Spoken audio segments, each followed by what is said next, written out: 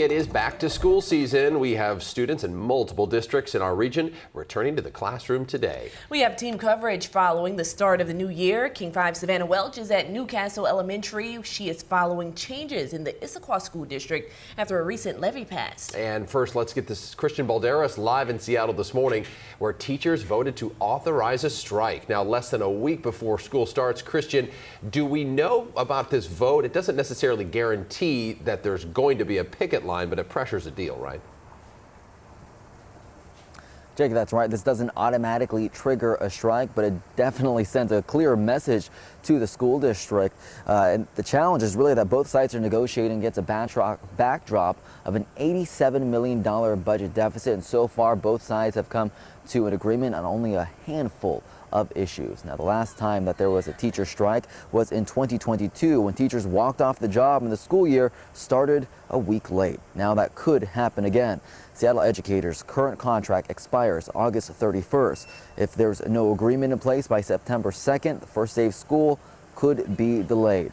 This time around, the union says it's seeking a much smaller raise for teachers, along with more special education support, smaller class sizes, and additional time for educators to plan and collaborate.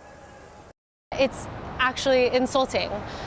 People understand that these proposals from the district, whether we're talking about pay or special education or leave or the kind of processes and necessities that substitutes need to be able to do critical work, these were decisions that were not made with the interests of students and public schools in mind.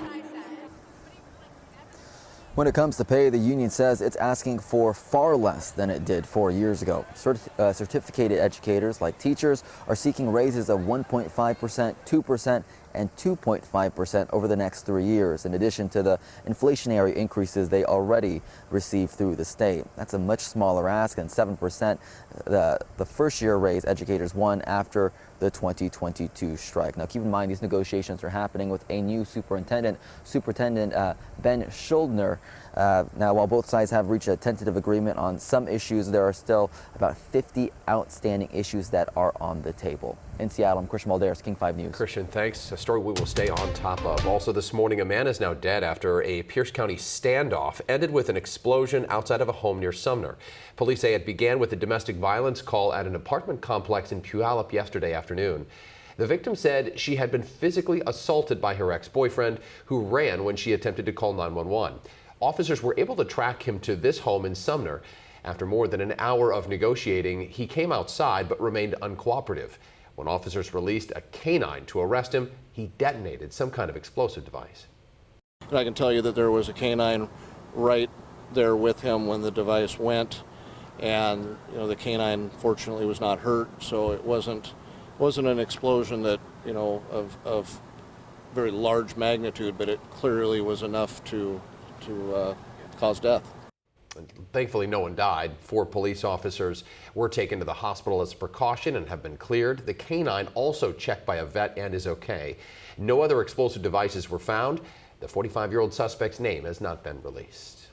Also this morning, King County investigators are looking for the person who shot and killed a U.S. Coast Guard member in Skyway over the weekend. Early Sunday morning, deputies found 29-year-old Connor Overstreet shot in the chest at 124th Street and Langston Road. That's where he died.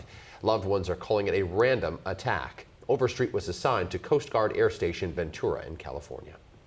A 24-year-old man accused of leading troopers on a 13-mile chase on I-5 that led to a deadly crash over the weekend is now facing numerous charges, including second-degree murder. King County prosecutors also charged Sean Nasreldin Abdelrahman with vehicular homicide, assault, and attempting to elude police. Troopers say he fled a traffic stop in Seatac, reaching speeds of 100 miles per hour on I-5 before crashing into another car and a trooper's vehicle in Federal Way. One innocent bystander in the car died. Abdelrahman is being held on $500,000 bail. His arraignment is set for Monday.